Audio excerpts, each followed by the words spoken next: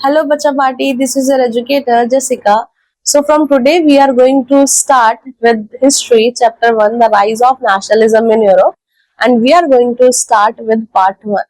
If you want me to cover other parts too, you can write in the comment section. Let's start. Before understanding the chapter, let's understand the term nationalism. What does it mean? So the meaning of nationalism is the feeling of love and pride towards the nation. जब आपके मन में अपने देश के लिए बहुत ज्यादा गर्व की फीलिंग हो, प्यार की फीलिंग हो, आपको आपका नेशन, आपका देश सुपीरियर लगने लगे, आप उसके लिए एक लॉयलिटी की फीलिंग को रखते हो, वही तो नेशनलिज्म है। और ये फीलिंग ऑफ नेशनलिज्म कोई न्यू फीलिंग नहीं है, कि ऐसा नहीं है कि सिर्फ ये यूरोप में आई। बहुत सी कंट्रीज है जहाँ पे आई, और हम इंडिया में भी इस फीलिंग को देख पाए थे। तभी हम आजाद हुए। हम लोग कॉलोनियल रूल के अंदर थे, ब्रिटिश ने हमें कब से गुलाम बना के रखा था। बट ये नेशनलिज्म की फीलिंग ही थी जिसकी वजह से हम लोग यूनाइटेड हुए। यूनाइट होके हमने खुद को फ्री कराया और हम एक फ्री कंट्री, एक इंडिपेंडेंट कंट्री बन पाए। तो ये फीलिंग यूरोप में भी आई थी। इस चैप्टर के थ्रू हमें समझना है कि यूरोप में इस फीलिंग के आने की नीड क्या थी, यूरोप के लोगों के चैलेंजेस क्या थे, वो किन किन चीजों को हैंडल कर रहे थे, किन किन चीजों से सफर कर रहे थे। चलिए स्टार्ट करते हैं this chapter from the Frederic Sorrieu utopian vision. So जैसे ही आप अपना चैप्टर स्टार्ट करते हैं, आपकी बुक में एक ये इमेज आती है, और ये जो इमेज है कई बार पूछी जाती है हु हैज मेड इट, तो you need to tell that this image is created by Frederic Sorrieu. Frederic Sorrieu was basically a French artist. इन्होंने 1848 में सीरीज ऑफ पेंटिंग्स बनाई थी, और उन सीरीज ऑफ पेंटिंग्स को इन्होंने नाम भी दिया था, that was democratic and social republics. In series of painting में he tried to show the transition from the monarchy system to a democratic system or to a more people centric system। और उसी में से जो fourth print है, वो fourth print आपकी book में दिया गया है। अब फ्रेडरिक सूरो के इस प्रिंट में कुछ चीजें शो की गई हैं कि पीपल आर मार्चिंग। आप देखोगे कि बहुत सारे लोग मार्च करते हुए जा रहे हैं, and they are paying their tribute and homage to statue of liberty. वो लोग जो मार्च करते हुए जा रहे हैं, इसमें यूरोप के बहुत सारे लोग हैं, अमेरिका के लोग हैं, and they are going to statue of liberty to pay their tribute. जो स्टैचू ऑफ लिबर्टी है वो एक फीमेल फिगर है। हमें पता है कि हम लोग जब पर्सोनिफाई कर देते हैं किसी आइडिया को, तो उसे एलिगरी कहते हैं। तो statue of liberty is sort of allegory, ठीक है। तो जो स्टैचू ऑफ लिबर्टी है वो एक फीमेल फिगर है, एक सॉर्ट ऑफ एलिगरी है। उनके एक हाथ में टॉर्च ऑफ एनलाइटनमेंट है, और दूसरे हाथ में charter of rights of man है। Why it is man? Because हमें पता है कि वुमेन को तो अब तक कोई राइट मिला ही नहीं है। Women do not have any kind of importance. Other than that आप देखोगे नीचे बहुत सारे रिमेन्स पड़े हुए हैं, ठीक है। These remains are of absolutist institution. Question comes, what is absolutist? Absolutist means a form of government which has unlimited power. और मोनार्क के पास अनलिमिटेड पावर थी। Monarch was having excessive control. तो ये जो एब्सोल्यूटिस्ट इंस्टीट्यूशन है, ये monarch को show करते हैं जिसके पास अंधाधुन पावर थी, सेंट्रलाइज्ड पावर थी, and people are discarding it. That's why it is thrown on the floor. So ground में सारे शैटर्ड रिमेन्स पड़े हैं एब्सोल्यूटिस्ट इंस्टीट्यूशन के।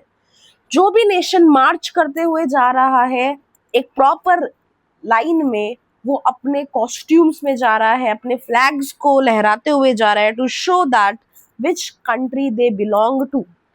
सबसे आगे आपको यूनाइटेड स्टेट्स ऑफ अमेरिका देखने को मिलेगा, और स्विट्जरलैंड। ये ऑलरेडी नेशन स्टेट बन चुके थे। आपको ये शब्द बार बार देखने को मिलेगा।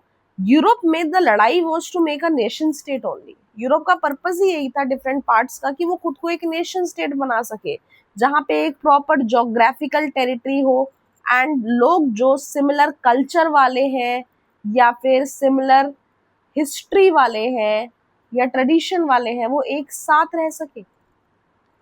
सो ये लोग जो जा रहे हैं होमेज देने स्टैचू ऑफ लिबर्टी को, they are going with a purpose, and that purpose is basically to create a nation state. अब यूएस एंड स्विट्जरलैंड तो ऑलरेडी नेशन स्टेट बन चुके हैं, तो they have already reached there. France भी आ रहा है, फ्रांस ने आप देखोगे ट्राई कलर फ्लैग हाथ में ले रखा है। फिर फ्रांस के बाद जर्मनी है, जर्मनी जो है उसके हाथ में black red and gold flag है। कई बार पूछा जाता है कि जर्मनी का कौन सा फ्लैग है, तो black red and gold flag है। आप देखोगे फ्रांस पहुंच चुका है, जर्मनी पीछे आ रहा है। And it showed that how people of Germany are expressing their hopes to unify Germany as a nation state. It showed कि वो खुद को एक nation state बनाना चाहते हैं जहाँ पे people with shared culture value can live together.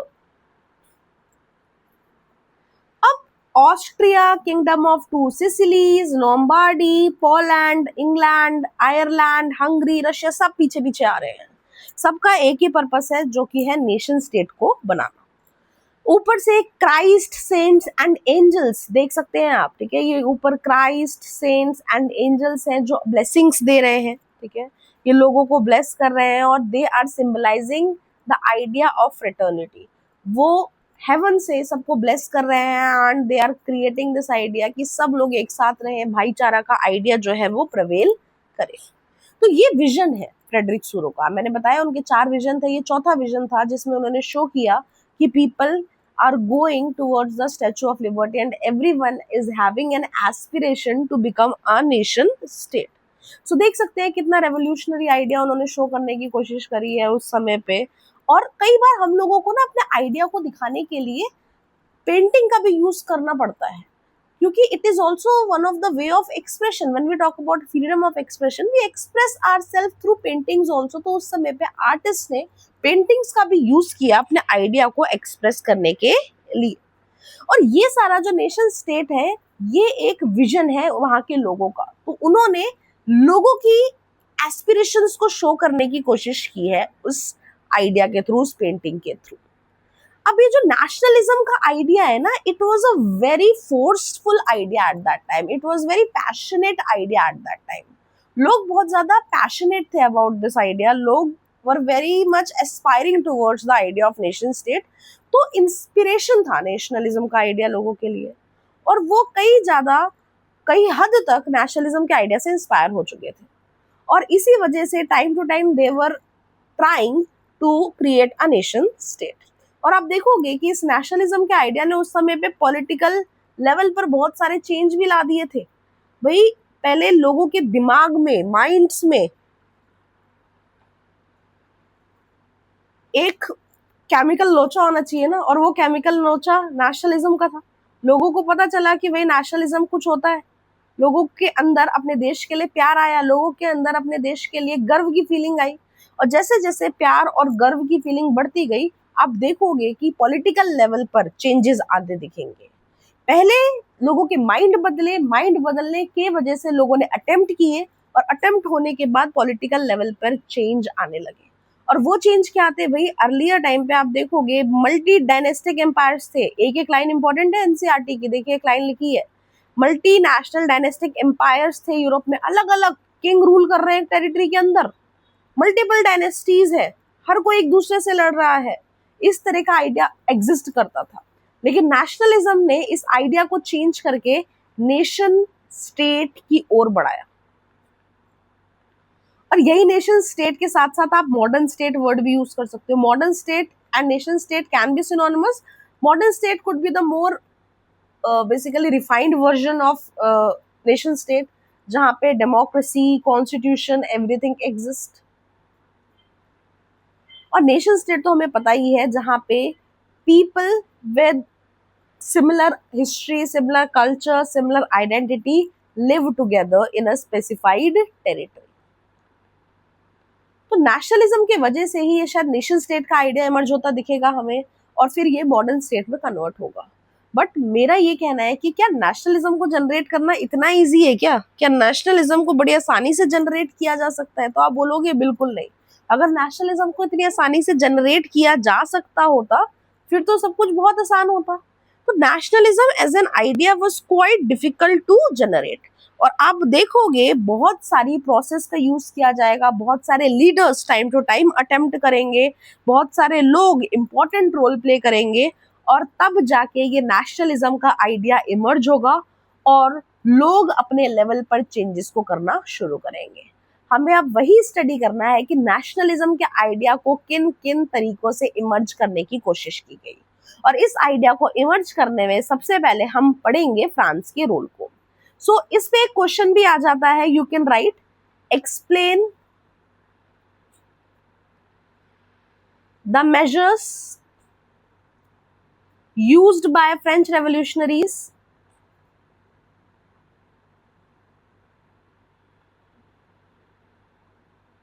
to create a collective identity.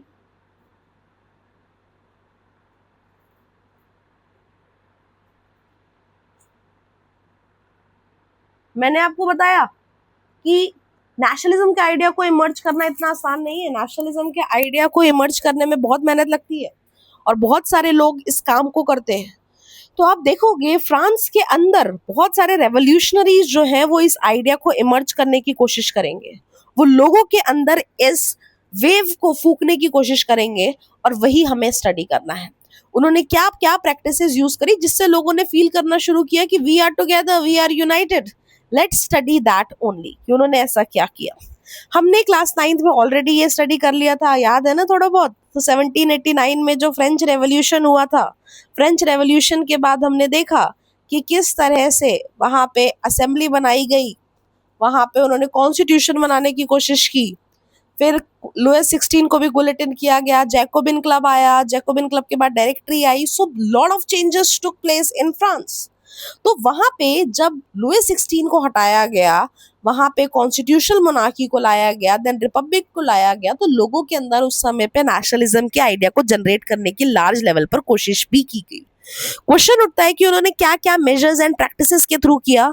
तो आपको ध्यान रखना है कि उन्होंने बहुत सारे मेजर्स एंड प्रैक्टिसेस को उस समय पे यूज किया था, और वो आइडियाज जिसके थ्रू उन्होंने इसको जनरेट किया, सबसे पहला है the idea of la patrie and le सितियन।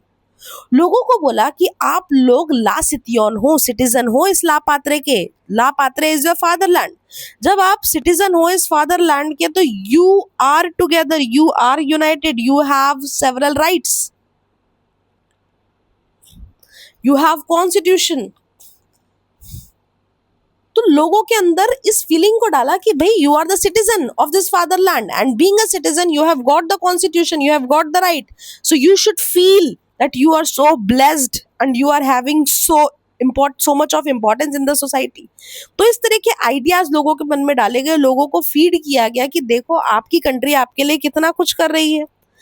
आप देखोगे उस समय पे उन्होंने इस तरीके से लोगों के अंदर यूनिटी को इन्फ्यूज किया। आगे इन लोगों ने फ्रेंच ट्राई कलर को भी इंट्रोड्यूस किया। पहले जो रॉयल फ्लैग थे उसे हटाया और बोला कि देखो अपना new French tricolour flag है, respected and abide by it. तो लोगों के अंदर ये एक एज अ सिंबल आया कि लोगों ने जब जैसे ही हम देखते हैं तिरंगे को, हमारे अंदर फीलिंग ऑफ प्राइड आ जाती है, फीलिंग ऑफ लव आ जाता है। ऐसे ही जब इन्होंने फ्रेंच ट्राई कलर को देखा तो इनके अंदर feeling of love and pride आ गया। देन इन्होंने नेक्स्ट चीज जो करी that was formation of national assembly. हमें पता है कि स्टेट जनरल एग्जिस्ट करता था पहले, एंड उस स्टेट जनरल में हर स्टेट के पास 1 वोट था। तो इन्होंने कहा ऐसे सिस्टम को नहीं रखना। They created national assembly. We know that there were 2 kind of citizen, active citizen and passive citizen at that time. So this is also one of the thing which they did at that time. Next चीज जो इन्होंने करी that was use of hymns, oaths and commemoration of martyrs. तो इसमें इन्होंने कोशिश की कि लोगों को रिदमिक साउंड के थ्रू नेशनलिज्म की फीलिंग को जनरेट कराया जाए। लोगों के ओथ दिलाई गई जब भी उन्हें कोई पोजीशन दी गई। ओथ जब हम लोग लेते हैं ना तो we abide by it in a more natural way. हम लोग ज्यादा से ज्यादा उसको फॉलो करने की कोशिश करते हैं बिकॉज पब्लिकली हमने उसे लिया होता है। तो ओथ्स दिलाए गए, मार्टियर्स को कमेमोरेट किया गया, सम्मान दिया गया मार्टियर्स को। और जब मार्टियर्स को सम्मान दिया गया तो लोगों ने ये सोचा कि देखो इन्होंने हमारे लिए, अपने देश, हमारे लिए, हमारे देश के लिए अपनी जान दे दी, तो हम क्या कर रहे हैं। तो इस तरह से लोगों के अंदर नेशनलिज्म की फीलिंग जनरेट हुई। अगर आप देखोगे, आपने अगर राजेंद्र नगर मेट्रो स्टेशन का नाम सुना हो तो that is major Mohit Sharma Rajendra Nagar. So major Mohit Sharma का नाम लगाना राजेंद्र नगर में, it is a sort of commemoration कि हम लोग मार्टिर को कमोमरेट कर रहे हैं, उनको याद रख रहे हैं, उन्हें सम्मान दे रहे हैं। नेक्स्ट चीज जो इन्होंने करी that was the centralised administration system. देखो, जब चीजें सेंट्रलाइज्ड होती है ना तो things become much more easier and people tend to be more basically united. तो फ्रांस में यही किया गया, एडमिनिस्ट्रेशन को यूनिफाई किया गया, सेंट्रलाइज किया गया, लॉस एक जैसे लाए गए, हर जगह सेम से लॉस को इम्पोज किया गया। अगर डिफरेंट लॉज होते हैं तो लोग खुद को एक जैसा महसूस नहीं करते। जैसे कश्मीर के अंदर अपना अलग कॉन्स्टिट्यूशन था, कश्मीर के अंदर अपने अलग तरीके से गवर्नमेंट चल रही थी, अलग तरीके से सरकार चलती थी। तो कश्मीर और कश्मीरियों का जो बाकी इंडियंस के साथ मिलना था या फिर एक सॉर्ट ऑफ कनेक्ट था, वो लूज हो रहा था। लेकिन जब वो यूटी बना तो वो चीज़ें बेटर हुई। तो ऐसे ही जब एक कंट्री के अंदर सेंट्रलाइज्ड एडमिनिस्ट्रेशन होता है, सेम लॉज होते हैं, तो सब एक दूसरे से ज़्यादा कनेक्टेड फील करते हैं। जो फ्रेंच लैंग्वेज है उसको भी कॉमन वे में बोलने की इन्होंने बात की। हर कोई फ्रेंच लैंग्वेज को अपने तरीके से बोल रहा था। तो बोला गया कि रीजनल डायलेक्ट्स को डिस्करेज करो, speak French in a similar way. So that was also one of the way through which the feeling of nationalism was generated among the masses. जो इंटरनल ड्यूटीज थी, ड्यूज थे, उन्हें खत्म किए गए, because duties and dues की वजह से बहुत सारे सोसाइटी के अंदर डिफरेंसेस क्रिएट होते थे। इसकी वजह से कुछ लोग खुद को नीचा समझते थे और कुछ लोग खुद को सुपीरियर समझते थे। तो इन्होंने कहा सोसाइटी को ज़्यादा इक्वल फ्रंट पे हमें लाना होगा और ये जो ड्यूज एंड ड्यूटीज है जिसकी वजह से लोग बर्डन फील करते हैं, इसे हम खत्म करते हैं। वेट एंड मेजर का यूनिफॉर्म सिस्टम लेके आए। अलग अलग तरीके से वेइंग मेजरिंग नहीं हो सकती थी अब डिफरेंट पार्ट्स में, एक ही तरीके से वेइंग होती थी, एक ही तरीके से मेजरिंग होती थी। और इस तरह के आइडिया को फ्रेंच रेवोल्यूशनरीज ने यूज किया to generate a sense of collective identity. और वो खुद को मानने लगे कि हमारे को तो भगवान ने मिशन पे भेजा है, और वो मिशन है कि हमें डेस्पोटिज्म से इस कंट्री को निकालना है। जो ये रूल है किंग का, इस रूल से हमें इस कंट्री को ख़त्म करना है और लोगों को लिबरेट कराना है। और इसी वजह से फ्रांस के ये आइडियाज़ बहुत जगह तक फैले। ये आइडिया ऑफ जैकोबिन क्लब जो था ना, जो बाद में बना था फ्रांस में, ये डिफरेंट पार्ट्स में स्प्रेड होता गया, जैसे हॉलैंड में, बेल्जियम में, स्विट्जरलैंड में, इटली में, और जगह जगह पर अटेम्प्ट भी स्टार्ट हुए to spread the idea of nationalism और to liberate the people from the rule. So we can see कि this is coming, this is changing. So you can see कि किस तरह से रेवोल्यूशंस जो थे फ्रांस ने इंस्पायर किए डिफरेंट पार्ट में, जैकोबिन क्लब सेटअप हुए डिफरेंट पार्ट में, बेल्जियम, हॉलैंड, स्विट्जरलैंड, इटली, इन जगहों पर आइडिया ऑफ नेशनलिज्म तो बहुत पॉपुलर हुआ। और फ्रेंच आर्मीज ने यहाँ पे आके लिबरेट कराने का काम को किया। तो इन्होंने, फ्रेंच आर्मीज ने इस काम को जगह जगह जाके किया और फ्रांस को लिबरेट कराने की कोशिश, फ्रांस के अलावा आसपास के काफी पार्ट को लिबरेट कराने की कोशिश की। अब हमने देखा था कि जैकोबिन क्लब अपने काम में सक्सेसफुल नहीं हुआ और जैकोबिन क्लब के बाद आए थे हमारे डायरेक्टरी, बट डायरेक्टरी भी फेल हुई। और डायरेक्टरी के फेल होने के बाद आते हैं नेपोलियन बोनापार्टे। नेपोलियन बोनापार्टे जो आए थे तो वो मोनार्की को खत्म करने आए थे, बट ऐसा कहते हैं कि he would himself become a monarch and he would do certain activities जो लोगों को बिल्कुल पसंद नहीं आएंगी। बट ऐसा नहीं है ना कि सब कुछ उन्होंने खराब ही खराब किया होगा, कुछ तो अच्छा किया होगा जिस वजह से वो अपने टाइम में पॉपुलर हुए होंगे। तो उनके एक अच्छे काम को, जिसको सबने बहुत ज़्यादा अप्रिशिएट किया, लाइक किया, उसको हम स्टडी करते हैं सिविल कोड ऑफ 1804 को। क्वेश्चन आ जाता है कई बार, एक्सप्लेन द नेपोलियनिक कोड और सिविल कोड ऑफ 1804। हम उसको स्टडी करेंगे और ये क्वेश्चन बोर्ड के लिए भी कई बार इंपॉर्टेंट होता है, कई बार ये आ जाता है। तो अगर आप बात करते हो नेपोलियनिक कोड ऑफ 1804 की, तो he did lot of changes in that. Okay, उन्होंने बहुत सारी चीज़ों को इसके अंदर इंट्रोड्यूस किया था। सबसे पहली चीज़ जो इन्होंने इसके अंदर इंट्रोड्यूस की थी, that the privileges based on birth should be removed. जो भी प्रिविलेजेस सोसाइटी में एक पर्सन को मिल रहे हैं क्योंकि वो किसी राजा की फैमिली में पैदा हुआ है या फिर वो किसी रॉयल फैमिली में पैदा हुआ है, तो दैट इज नॉट करेक्ट। इन्होंने कहा कि अगर आपको किसी को प्रिविलेजेस देने भी हैं तो आप उसको उसके मेरिट के बेसिस पे दो, ना कि उसके बर्थ के बेसिस पे कि वो किसी रॉयल फैमिली में पैदा हुआ है। साथ साथ ये बात करते थे कि लोगों के पास राइट टू प्रॉपर्टी होनी चाहिए एंड इक्वालिटी बिफोर लॉ होना चाहिए.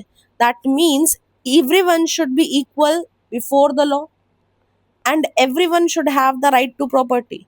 तो अगर राइट टू प्रॉपर्टी होगा तो इसकी वजह से ऐसा नहीं कि only few people will become rich. Because right to property जब नहीं था तो कुछ लोग ही उस वेल्थ को एंजॉय कर रहे थे और सारे प्रिविलेजेस को एंजॉय कर रहे थे. तो इन्होंने बोला कि राइट टू प्रॉपर्टी होना चाहिए, इक्वालिटी बिफोर लॉ होना चाहिए. जो ये सिविल कोड ऑफ 1804 था, ये इतना पॉपुलर कोड था उस समय पे. जो नेपोलियन बोनापार्टे थे वो आसपास के सारे पार्ट्स में इस कोड को इम्प्लीमेंट कर रहे थे. आप देखोगे इसको वो बेसिकली इटली में, स्विट्जरलैंड में, जर्मनी में हर जगह पे इम्प्लीमेंट करने की कोशिश कर रहे थे. नेक्स्ट चीज जो इन्होंने करी that was simplifying the administration. बहुत सारे ये एडमिनिस्ट्रेटिव रिफॉर्म्स को उस समय पे लेके आए. इन्होंने जो फ्यूडल सिस्टम था, फ्यूडल सिस्टम खत्म किया. फ्यूडल सिस्टम को एक सामंतवादी सिस्टम भी बोला जाता है, जिसमें जो किंग होता है वो अपने बड़े से लैंड को कुछ नोबल्स में डिवाइड कर देता है एंड वो नोबल्स अपने अंदर सर्व्स को रखते हैं और उन सर्व से काम कराते हैं. सो ये एक सिस्टम था जिसमें नोबल्स के अंदर सर्व्स, एक प्रॉपर हायरार्की हुआ करती थी और सर्व्स का कंडीशन बहुत ही ज़्यादा पैथेटिक भी हुआ करता था इस सिस्टम के अंदर. तो इन्होंने इस तरह के सिस्टम को पूरी तरह से ख़त्म किया. इन्होंने जो सर्फडम का आइडिया था इसको भी ख़त्म किया, जिसमें सर्व के साथ बहुत बुरा ट्रीटमेंट दिया जाता था, या फिर साथ साथ उन्होंने उस समय पे बहुत सारे ड्यूज हुआ करते थे. जो लोग लैंड लेके उस पर काम किया करते थे उन मैन्योरियल ड्यूज को भी उस समय पे खत्म कर दिया गया. अगली चीज आप देखोगे जो इन्होंने करी that was guild restriction. Guild restriction को इन्होंने रिमूव कर दिया. गिल्ड रिस्ट्रिक्शन का मतलब होता था कि जिसमें बहुत सारे ट्रेडर्स आपस में मिलके ग्रुप को फॉर्म किया करते थे. तो इन्होंने इस सिस्टम को खत्म कर दिया. अब जो गिल्ड्स हैं वो बेसिकली बन सकते थे और बहुत सारे ट्रेडर्स साथ में आके ग्रुप को फॉर्म करते थे एंड अपने लिए आवाज भी उठा सकते थे. इन्होंने इम्प्रूवमेंट भी किया ट्रांसपोर्ट एंड कम्युनिकेशन सिस्टम में. अब जब transport and communication system improve हुआ तो people were so happy, peasant, workers, businessman, they were so happy, they felt that they have got the new freedom. और वो इस फ्रीडम को इंजॉय करने लग गए थे. जो बिजनेसमैन थे, स्मॉल स्केल प्रोड्यूसर्स थे, उन्हें लगा कि उनके लिए सारी चीजें बहुत अच्छी हैं बिकॉज उस समय यूनिफॉर्म लॉज आ गए, सबके लिए common law, weights and measures common थे, करेंसी एक थी, वन करेंसी इंट्रोड्यूस की गई. तो ट्रेड इजी हो गया ना. तो जब ट्रेड इजी हुआ तो ये सारी चीजें उन्हें बहुत अच्छे लगने लगी एंड ये सारे बातें ही सिविल कोड ऑफ 1804 बनती है. बट नेपोलियन ने जो किया सब कुछ अच्छा अच्छा नहीं था. इसीलिए एक क्वेश्चन बनता है कि why the initial enthusiasm towards Napoleon later turn into hostility.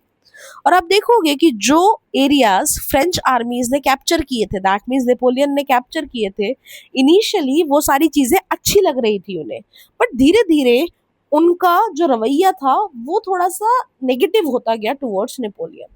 जो खुद को हार्बिंगर ऑफ लिबर्टी बता रहे थे नेपोलियन, उनकी कुछ एक्टिविटीज ऐसी थी जो लोगों को पसंद नहीं आई. सबसे पहले टैक्सेशन को बढ़ाना. देखो आप आर्मी अपनी भेज रहे हो तो आर्मी भेज रहे हो उनका ध्यान रखने के लिए, सैलरी देने के लिए, यू नीड मनी. और मनी का इंतजाम उन लोगों ने टैक्सेस को बढ़ा के किया. सेंसरशिप को इम्पोज कर दिया गया. No one was allowed to express their views about Napoleon, to write about Napoleon. आपको कुछ भी लिखना है तो परमिशन लो.